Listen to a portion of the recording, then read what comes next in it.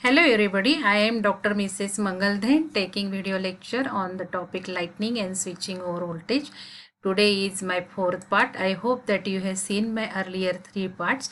Today I will speak on multiple gap arresters and expulsion type arresters. So let us see one by one. So in multiple gap arrestor, there will be number of gaps connected in series. In generally, we have seen lightning arrestor, nonlinear resistor is connected in series with the gap, a single gap. In rod gap arrestor, we have seen only a single gap can act as a rod gap arrestor. In horn gap, we have also seen a gap, how it functions as a lightning arrestor. In multiple gap arrestor, number of gaps are connected in series. But if you'll see this portion A and B, these are number of gaps are connected. Here one terminal A will connected to the line, and as usual second terminal will be connected to the earth. Part A and B will have some few gaps, and each gap means will be with a number of metal cylinders. And if you'll see between B and C, a shunt resistance is connected in parallel with the gaps. Now, high number of gaps are required because we have seen if this gap, normal operating voltage is there, then gap will be open circuit. In normal operating voltage, we don't want to flow the current or voltage because it will discharge to the earth, because this is not our intended path of the current or voltage.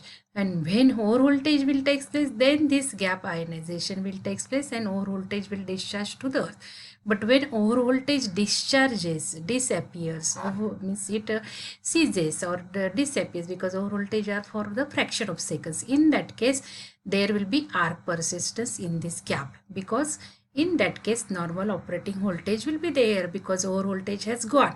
But that normal operating voltage will be still sufficient to maintain the arc, because arc creation requires very high voltage, but arc can be maintained at low voltage. And then who will extinguish the arc? That is the question. So rod gap arrestor will not extinguish arc itself. So we need to operate circuit breaker. So here in multiple gap arrestor, what happens? Number of gaps are connected. So normal operating voltage is there. This leakage current will be high. And when over voltage resides go, over voltage disappears, then that resistance, shunt resistance will be there in shunt with the arc, and also the series resistance. And due to that higher resistance, the arc resistance will be very high, so arc current will be very less, and this normal operating voltage will not sufficient to maintain the arc, and therefore arc will extinguish. So that is the function of the shunt resistance, and number of gaps will increase the resistance, so leakage current will be reduced and follow-up current will be also reduced. So let us see the details. In multiple gap arrestors, it is made up of a series of metal cylinders, generally made up of alloy of zinc. Means each gap means a metal cylinder, and every cylinders or gaps will be insulated with each other. So these cylinders are insulated from one another as well as separated by air gaps. So the first cylinder gets connected to the electrical line. I already told left hand side will be connected to the line, while all other cylinders are attached to the ground through a series resistance, which is gradually wears down the power of the current. Means due to the increase in the resistance, leakage current will be reduced. Some of the gaps between the latter cylinders have a shunt resistance, we have seen across the B and C, that catches a surge when there is an excess of voltage. Hence, when the surge is over, the arc B to C goes out. How arc B to C goes out? Already I had told you, as shunt resistance plays important role, resistance of the arc will increase. And any power current following the surge, means surge has gone, but the current, power frequency current, therefore it is called as power current. Following power current means current after the switching over voltage goes out. That is called as power current. It will reduce, and therefore the arc will extinguish. Surge is limited by the two resistance, shunt resistance and series resistance. The current is too small, arc current will be reduced due to the resistance increase of the arc, and when arc current is reduced, so it will be difficult to maintain the arc in the gaps A and B, and normal conditions are restored. Arc will extinguish easily. Such arrestors can be employed where this voltage does not exceed 33 kilovolt, means up to distribution voltage 33 kilovolt, these are used. Now let us see expulsion type arrestor. In the expulsion type arrestor, If you understood rod gap arrestor, you can understand, because that is the extended version of the rod gap arrestor. So here transmission line is shown, insulators are shown, arcing horns will be used, and protector tube will be used below the line. So if you are considering three-phase line, there will be 3 protector tube. Each line will require protector tube, and that will be in series with the rod gap. So generally here you can see expulsion tube or protector tube arresters are used in series with the rod gap, because we have seen disadvantage of the rod gap. When arc will stuck between the rod, when over voltage appears, then when over voltage appears, that over voltage will go to the earth, because the second terminal of the rod will be connected to the earth. But when over voltage disappears, then normal transmission line voltage will maintain the arc in the gap. So arc cannot extinguish itself, and therefore it will require the operation of circuit breaker. But this difficulty is removed if you will connect the fiber tubes or protector tubes or expulsion tube in series with the rod gap. Now let us see. It will have a fibrous tube, and in the fibrous tube one additional gap will be there, internal gap. So you can see rod gap plus one additional gap which is connected inside the, which will be inside the fibrous tube, and this tube is open. So this is hollow, this portion is hollow, so it will go, when gases will be produced, it will go out. So during normal operating voltage, if you see transmission line voltage will be transmitting in this way, this rod will be open, no discharge of the air will be taking place, and no power will go to the earth, so no power loss. So what will happen when over voltage will come? Due to the high over voltage, ionization of the air will take place, rod gap will operate, and this will be closed, and as it will be closed, high voltage is there, so it will cause the triggering of this arc, because this will also ionize, and gap will trigger out, as you have seen in the sphere gap. So this will be also short circuit. So very high products, high heat will be produced, ionized products will be produced, and due to that fibrous material, this vaporization will be takes place, and high pressure gas will be expelled through the atmosphere, because this is a hollow, and therefore gases produced, vaporized products are there, and that products will go in the atmosphere with a very high speed.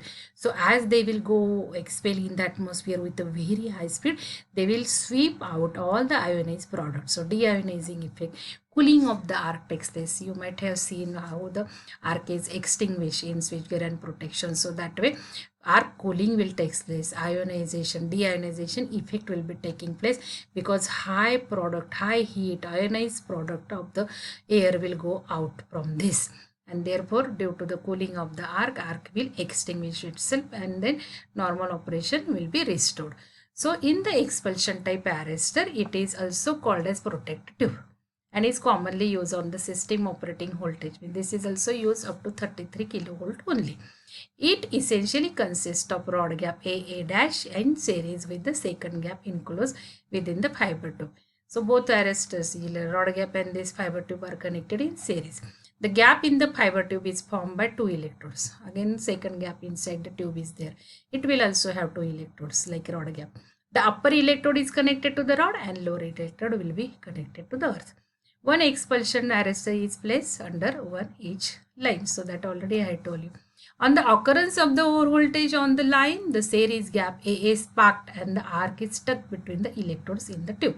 First rod gap will trigger, and then it will cause the triggering of the gap in the expulsion tube. The heat of the arc vaporizes some of the fiber of the tube walls, resulting in the production of neutral gas. Due to the high heat, vaporization of the fibers of the tube will take place, and therefore that will produce the neutral gas. And as fiber vaporizes in each operation, so day by day, if it will operate, then it will degrade. Operation of the fibrous tube will degrade. So that is the limitation.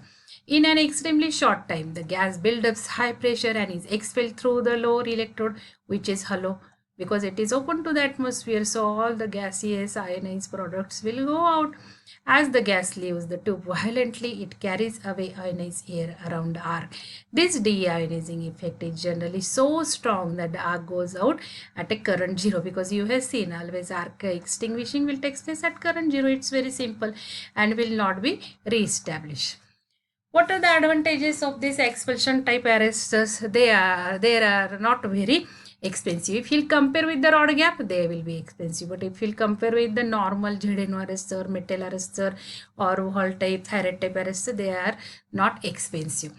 They are improved version of the rod gap arrestors and they block the flow of power frequency current. So when over voltage goes out, then power frequency current will be limited in this expulsion type. How? Due to the deionizing effect of the arc, and they can be easily installed. So installation is easy. Limitations: number of operations of fiber material is used up. So therefore performance is less, VI characteristics is less, and they cannot be installed on the closed equipments, enclosed equipments, because gases are produced. That gases may react with the enclosed equipment. So that is also the drawback. So do learning by exercises on this topic where you can find out expulsion tube, compare between rod gap arrestor, expulsion. I told you few points.